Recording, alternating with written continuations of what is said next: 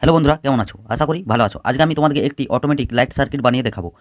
তো এটি 12 volt automatic light circuit. যে কোনো ধরনের 12 ভোল্টের এলইডি কারেন্ট যতক্ষণ থাকবে ততক্ষণ জ্বলবে না, এবং কারেন্ট চলে গেলে কারেন্ট যাওয়ার সঙ্গে সঙ্গে অটোমেটিক জ্বলে যাবে।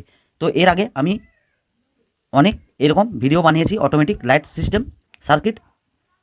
তো কোনো ভিডিওতে রিলে ব্যবহার করেছি, কোনো ভিডিওতে অন্য মসফেট বা ট্রানজিস্টর ব্যবহার করেছি, কিন্তু আজকে তোমাদেরকে এই সার্কিটটি খুব সহজ এবং সিম্পলভাবে বানানো দেখাবো।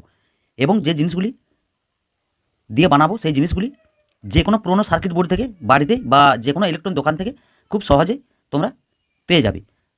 তো চলো প্রথমে আমরা দেখে নিই যে এটি বানানোর জন্য কী কী প্রয়োজন পড়েছে।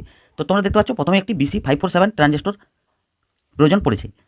তো এটি জেনারেল পারপাস এনপিএন ট্রানজিস্টর, যে কোনো ইলেকট্রনিক দোকানে খুব সহজে পেয়ে যাবে 2 থেকে 3 টাকা দামে। আর প্রয়োজন পড়েছে আমাদের 2 পিস 1N4007 ডায়োড। তো এই ডায়োডগুলি যে কোনো পুরোনো চার্জার সার্কিট বোর্ড থেকে পেয়ে যাবে খুব সহজে, বা যে কোনো ইলেকট্রনিক দোকান থেকে পেয়ে যাবে। তো আমাদের ডায়োড এবং এই শুধুমাত্র একটি ট্রানজিস্টর দিয়ে এই সার্কিটটি তৈরি হয়ে যাবে খুব সহজে, এবং এটি খুব ভালো কাজ করে, খুব সুন্দর একটি সার্কিট, এমার্জেন্সি সময়ে খুব একটি দরকারি সার্কিট থাকবে। তো চলো দেরি না করে কীভাবে দেখে নিই। তো বানিয়ে তোমাদেরকে সম্পূর্ণ চেক করে এই ভিডিওর মধ্যে দেখিয়ে দেবো। প্রথমে আমরা BC547 ট্রানজিস্টরটিকে সোল্ডারিং হোল্ডারের মধ্যে এভাবে আটকে নিয়েছি। তো 3টি পিন আমাদের, প্রথম পিনটি হলো কালেক্টর, মাঝেরটা হলো বেস এবং 3 নম্বর পিনটি হলো ইমিটার। এবার আমরা যে 1N4007 ডায়োডগুলি নিয়েছিলাম, তো ডায়োডগুলি একটি ডায়োড আমরা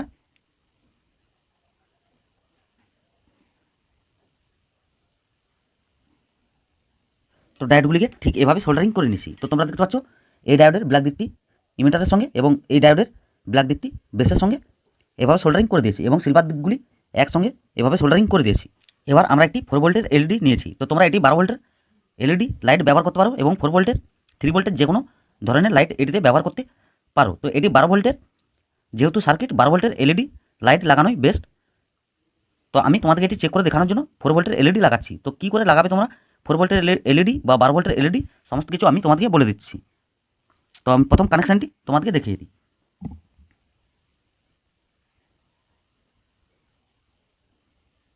তো আমরা এলইডির নেগেটিভটি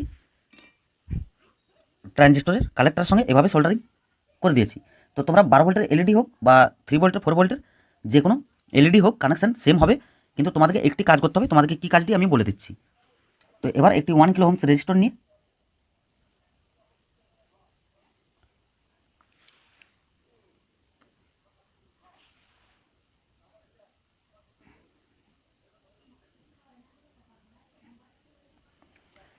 এলইডির পজিটিভে এবং ট্রানজিস্টরের বেসের সঙ্গে এভাবে সোল্ডারিং করে দিয়েছি। তো তোমাদেরকে 12 ভোল্টের এলইডি লাগালে 100 ওহমসের রেজিস্টর ব্যবহার করতে হবে, এবং 4 ভোল্টের বা 3 ভোল্টের এলইডি ব্যবহার করলে তোমাদেরকে 1 কিলো ওহমস রেজিস্টর ব্যবহার করতে হবে, কারণ এটিতে 12 ভোল্ট ব্যাটারি কানেকশান দেবো, এবং যে আমরা অ্যাডাপ্টার বা চার্জার 12 ভোল্ট এটিতে কানেকশান দেবো। তো 12 ভোল্ট ব্যাটারির ক্ষেত্রে 3.7 ভোল্ট 3 ভোল্টের বা 4 ভোল্টের এলইডি লাগালে ফিউজ হয়ে যেতে পারে। তো সেই জন্য 1 কিলো ওহমস রেজিস্টর ব্যবহার করেছি। তো তোমরা 12 ভোল্টের এলইডি ব্যবহার করলে ফিউজ হবে না, তাও একটি রেজিস্টর তোমরা ব্যবহার করতে পারো। 100 ওহমস বা 220 ওহমসের রেজিস্টর ব্যবহার করতে পারো। তো আমাদের সার্কিট সম্পূর্ণ রেডি। তো আমরা এবার এটিতে ব্যাটারি কানেকশান এবং পাওয়ার সাপ্লাই যে দেবো 12 ভোল্টের, তো সেই কানেকশানগুলি দেখে তোমাদেরকে চেক করে দেখে দিই। তো তার আগে বন্ধুরা, তোমরা যদি আমার চ্যানেলে নতুন হয়ে থাকো, অবশ্যই চ্যানেলটিকে সাবস্ক্রাইব করে পাশে থাকা অল বেল আইকনটি প্রেস করে দেবে, এরকম ধরনের নতুন নতুন প্রজেক্টের ভিডিও বাংলায় সবার প্রথম দেখার জন্য। আর ভিডিওটি ভালো লাগলে অবশ্যই একটি লাইক করবে এবং কমেন্টে জানাবে যে তোমাদের আজকে সিম্পল সার্কিটটি কেমন লেগেছে। তো আমরা একটু এক্সট্রা তার নিয়েছি। তো এটি হলো আমাদের 12 ভোল্ট ব্যাটারির কানেকশান। আমরা ডাইরেক্ট এলইডির পজিটিভে এভাবে দিয়ে দেবো, এবং ব্যাটারির যে নেগেটিভটি আমরা ট্রানজিস্টরের ইমিটারের সঙ্গে ঠিক এখানে দিয়ে দেবো। এটি হলো আমাদের ব্যাটারির কানেকশান নেগেটিভ, এবং এটি হলো 12 ভোল্ট ব্যাটারির পজিটিভ। তো এই সার্কিটটি যতক্ষণ কারেন্ট থাকবে তোমাদের ব্যাটারি চার্জ হবে, লাইট জ্বলবে না, এবং কারেন্ট যাওয়ার সঙ্গে সঙ্গে লাইট জ্বলে যাবে। তো আমরা এবার চার্জার যে কানেকশানটি করব 12 ভোল্ট ডিসি চার্জার বা অ্যাডাপ্টার, তো সেটির চার্জার পজিটিভটি হবে আমাদের যে এলইডির পজিটিভে দিয়েছিলাম, তো সেখানেই আমাদের চার্জারের কানেকশানটি হবে পজিটিভ, এবং চার্জারের যে নেগেটিভটি আমরা দুটি ডায়োডের যে একে অপরের সঙ্গে সোল্ডারিং করেছিলাম যে সিলভার দিকগুলি, তো সেখানে আমরা নেগেটিভটি চার্জারের সোল্ডারিং করে দেবো। তো চলো এবার এটি চেক করে দেখে নিই।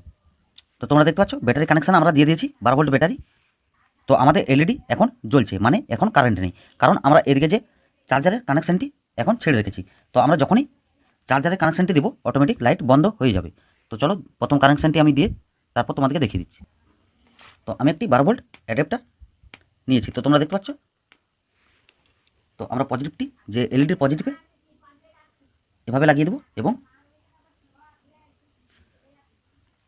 নেগেটিভটি নেগেটিভ।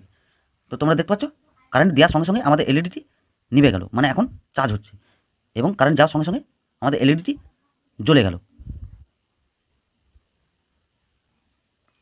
ডায়োডের ওখানে দিয়ে দিয়েছি। তো এখন কারেন্ট আছে, সেই জন্য আমাদের এলইডি জ্বলছে না, ব্যাটারি চার্জ হচ্ছে এবং কারেন্ট যাওয়ার সঙ্গে সঙ্গে এলইডি জ্বলে যাবে। তো তোমরা দেখতে পাচ্ছ খুব সিম্পল সার্কিট। তো অনেকজন ডায়াগ্রামের জন্য রিকোয়েস্ট করেছো, তো এটি ডায়াগ্রামের কোনো রকম প্রয়োজন হবে না, সিম্পল একটি সার্কিট। তো আশা করি ভিডিওটি ভালো লেগেছে। চলো বন্ধুরা, দেখা হবে পরের ভিডিওতে।